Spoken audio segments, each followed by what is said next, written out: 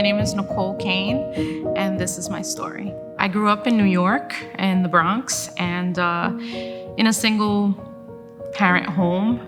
My father was out of the picture. He was incarcerated for pretty much my whole life. And that was always difficult with the absent father. My mom, she had other things going on in her life, and things were difficult for her. And my grandmother took care of me most of the time. And she just really just had so many of us around that she just paid special attention to me. I like to think that I'm her favorite, but don't tell nobody. I guess everything pretty much started to get a little bit crazy around the time when I was like about 5. I was living in Puerto Rico with my mom and my stepfather at the time. And, some abuse started to happen when I was about 5. And that continued to happen until I was about 12.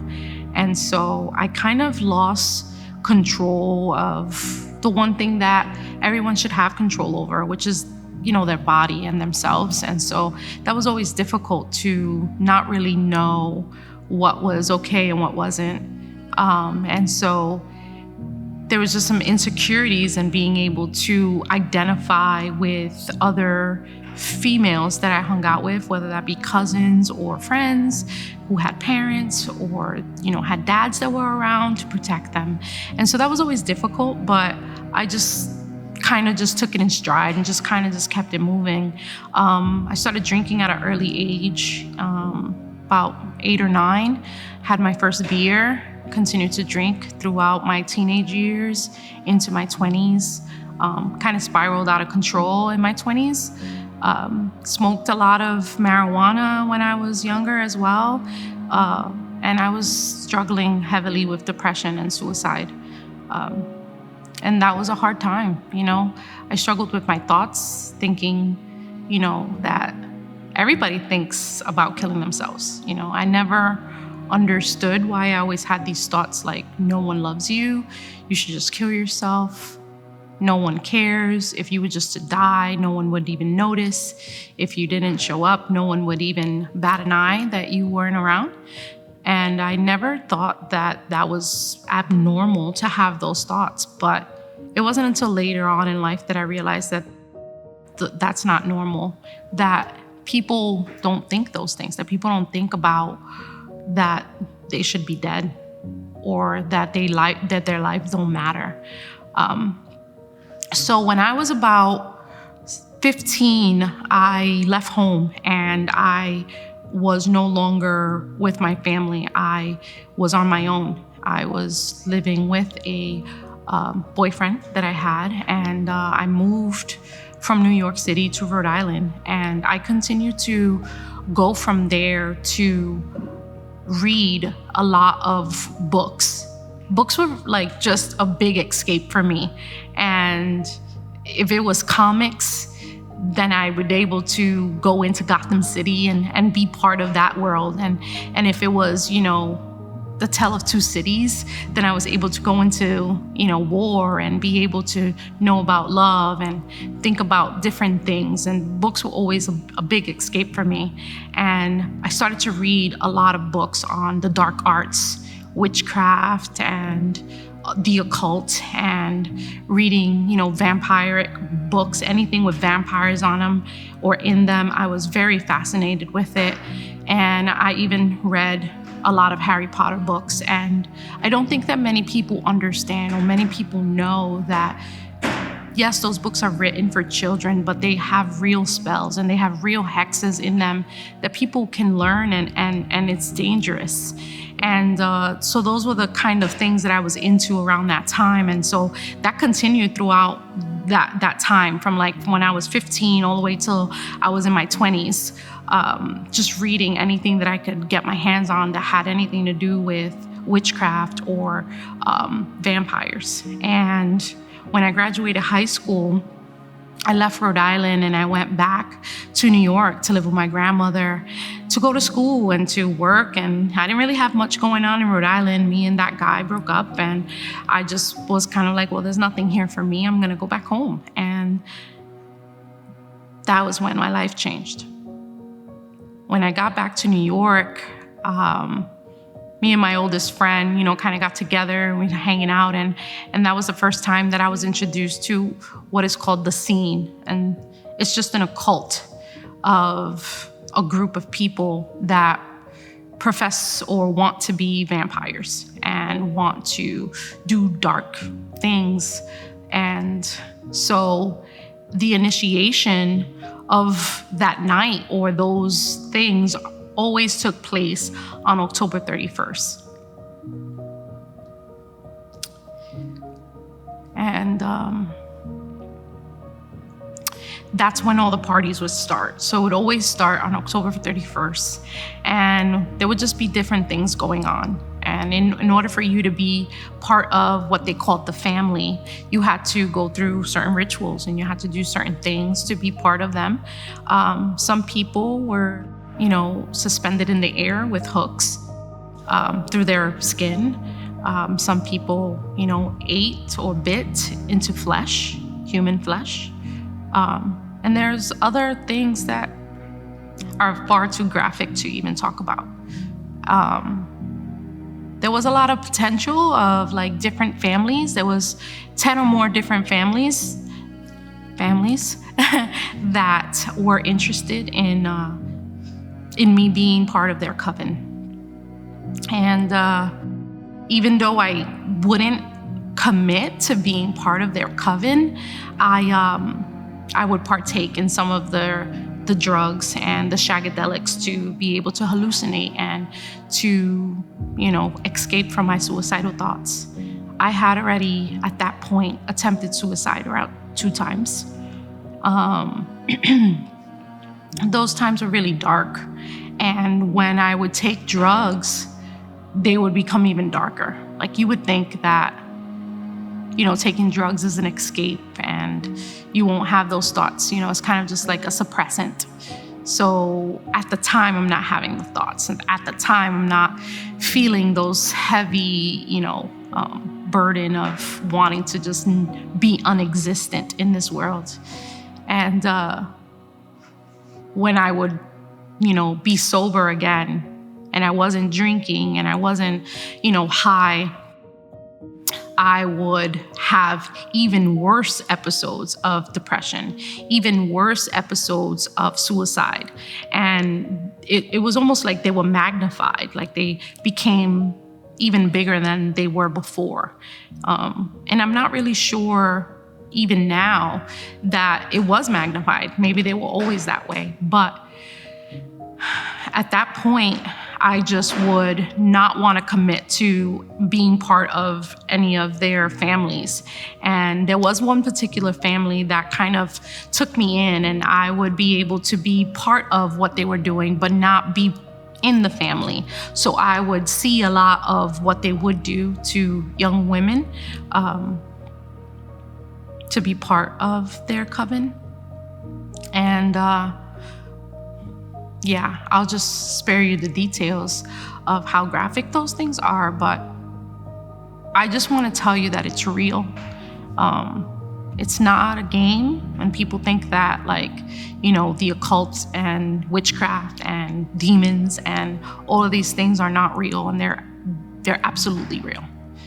When I would get high, I would see shadows. I would see things in the natural that, at the time I didn't know what they were. I wasn't a Christian, obviously. But I knew enough by reading all the books that I've read that, witches are real and warlocks are real, and, there is darkness, and I would see shadows and I would see things in real life that were really scary at the time. And it was a really dark time of my life. And at that time, I just gave into it and just wanted to be part of a family. I wanted to be part of something. And really what it was that I wanted my control back. I wanted the power that was taken away from me, away from my body. I wanted to control my body. I wanted to be the one to choose who was around me, who I got to be put part of me to be in a relationship with me. I wanted control, full control of my body. No one can touch me. No one can, say anything to me about who I was or what I was. I was in control. And it was really that reason why I wanted to dabble more into the occult, because it came with power, or at least I thought so. And as I got into it more, and little by little, you just start to get into more darkness that you almost lose yourself. You almost lose, the little standards that you did have, the security that you did have, and you end up doing things that you thought you'd never do.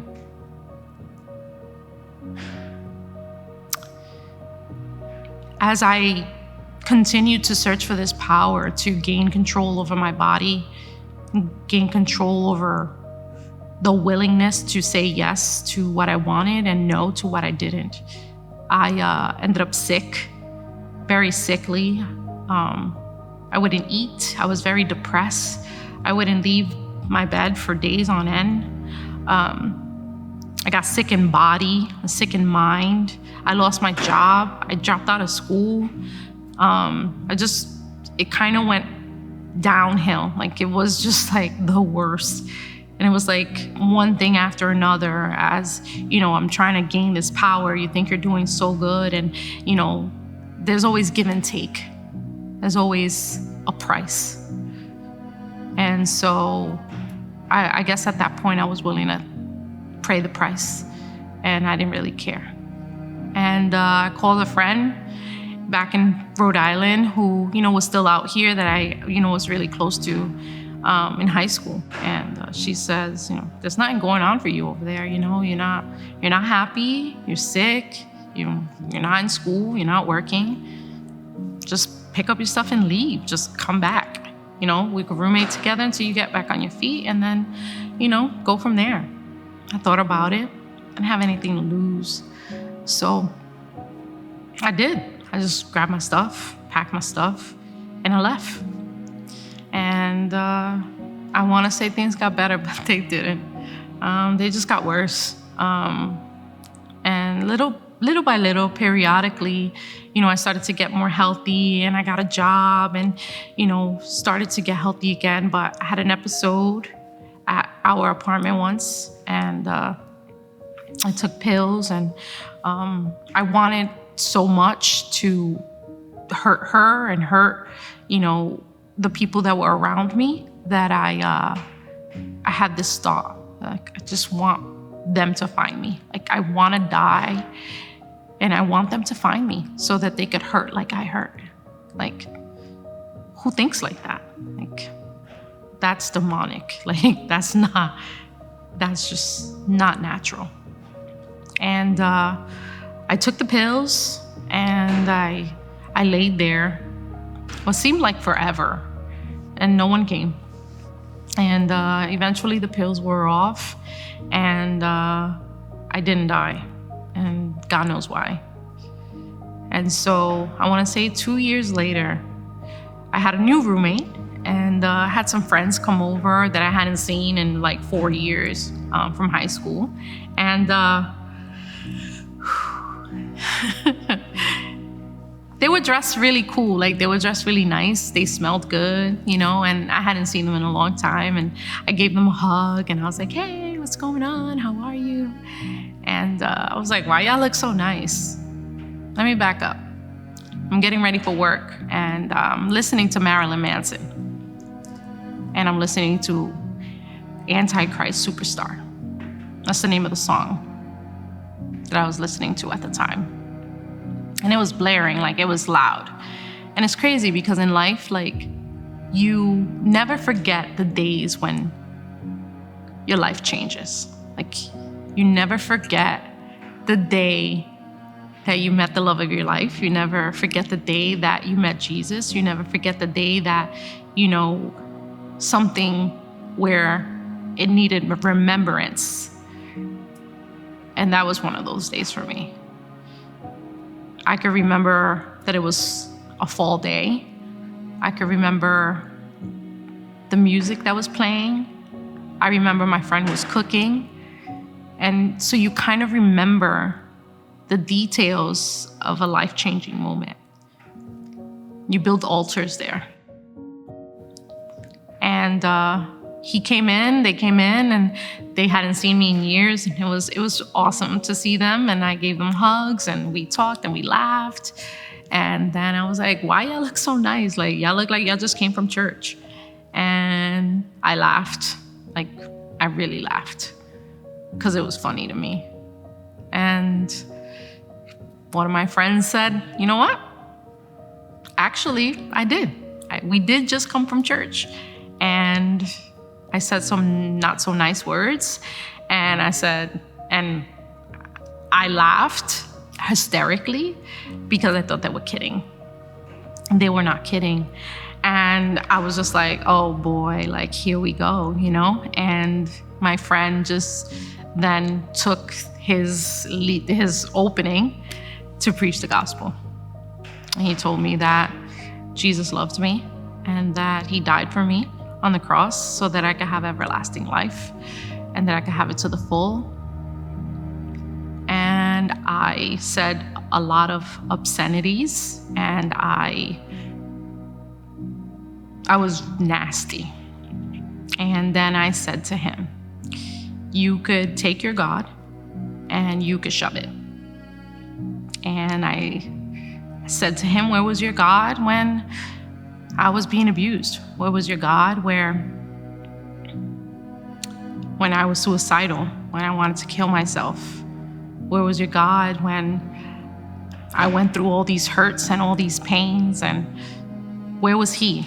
Where was this love? Where was this God who's died for me? Yeah, that's a joke. And I took my clothes, slammed the door, and I went and I took a shower. And I got ready for work. When I came back out, Marilyn Manson's The Beautiful People was playing. And I got ready for work. I wouldn't find out until many years later that when he left my house, he began to pray for me. And that was the day my life changed. I want to say a couple months later, I found a Bible amongst my books because, you know, books were an escape for me. So there just happens to be this random Bible in my books. And so I picked it up and I just started to read the Psalms. I had no idea what I was reading. I didn't understand it. And I wasn't really sure, like, you know, what was what, but it read nicely.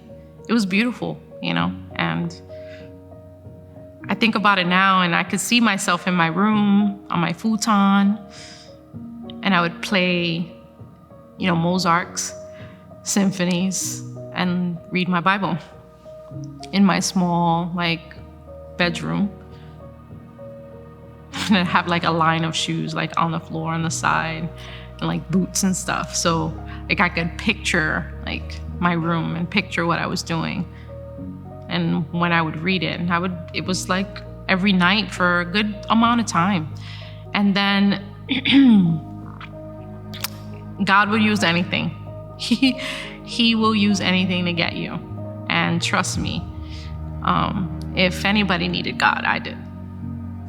So when I tell you that I'm a living miracle, it's because I am. One of my friends who I went to high school with, who I had a crush on, you know, when I was in high school, which was weird because I had a boyfriend at the time, you know, and he had invited me to church, and because, you know, I thought he was cute and because I liked him, and I said, fine, you know, anytime that I was gonna go and hang out with him, I took it. So he invited me. It was a Wednesday night and it was a Bible study, and I had no idea what I was doing. I had no idea how to read the Bible. I knew I was reading the Psalms, but I didn't know what I didn't know. And, you know, you go to Bible study and you have a Bible and notebook and you have all this stuff and you're kind of just in this new environment. And I'm walking in there with a Metallica t-shirt and black jeans and, you know, my makeup, and I still look like me. And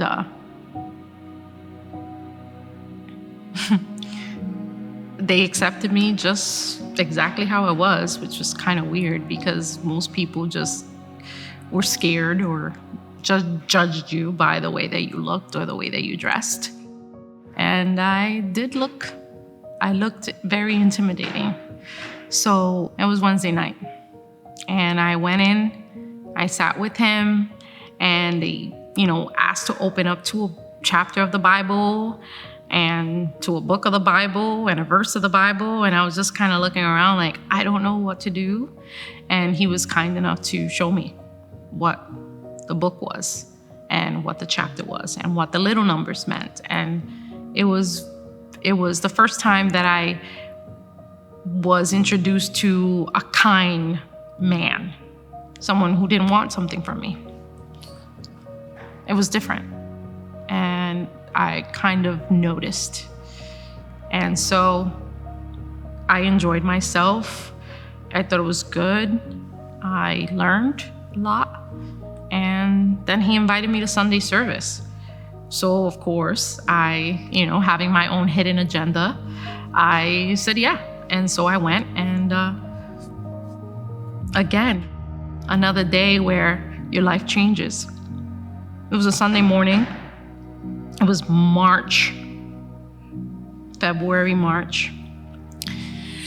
And I remember going in and sitting in the back, and it was a pew. So it was like long pew, and like people were sitting on my right and my left. And I was kind of like not in the back, but I wasn't in the front, the pastor preached his word, and I sat there and I listened. And, when you sit there and they're talking directly to you, like the word is for you. Like, how does he know my business? How is he pulling my cards, And so you have this moment of embarrassment that someone could know you or know what you're going through without really knowing you. But then, there's a shift that comes with that. And he made the altar call. He told everybody to stand and close their eyes. And I did what I was told. And when I opened my eyes, I was at the front, and I didn't realize how I got there. My eyes were beet red, and I just had all these tears, and I just didn't know what was going on. But something changed because I could breathe. It was the first time that I could breathe. The first time that I could think for myself. It was the first time that I felt like light and just had feelings that weren't negative, And the gentleman who brought me, then explained to me what it means to be saved, and that I'm no longer, condemned and damned, that I'm now a child of God and my name is written in the book of life.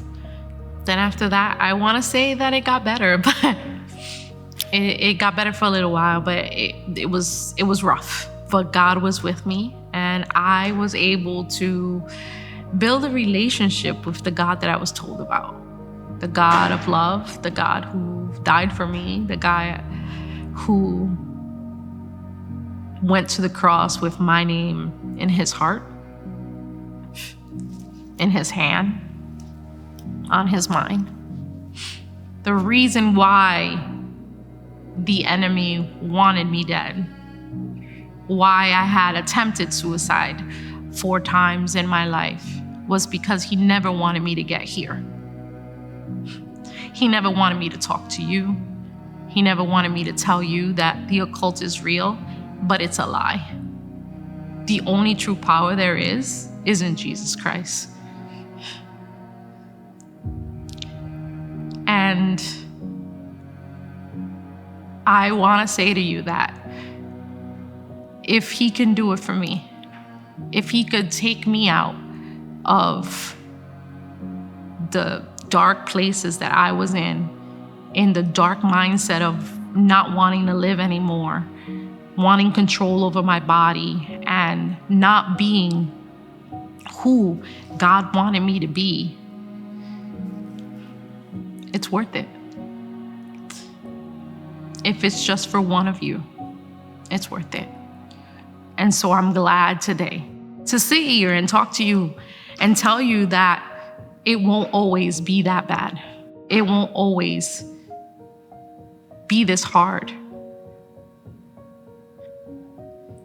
If he can do it for me, he can most definitely do it for you. Jesus is real, and I'm a miracle. This is my story.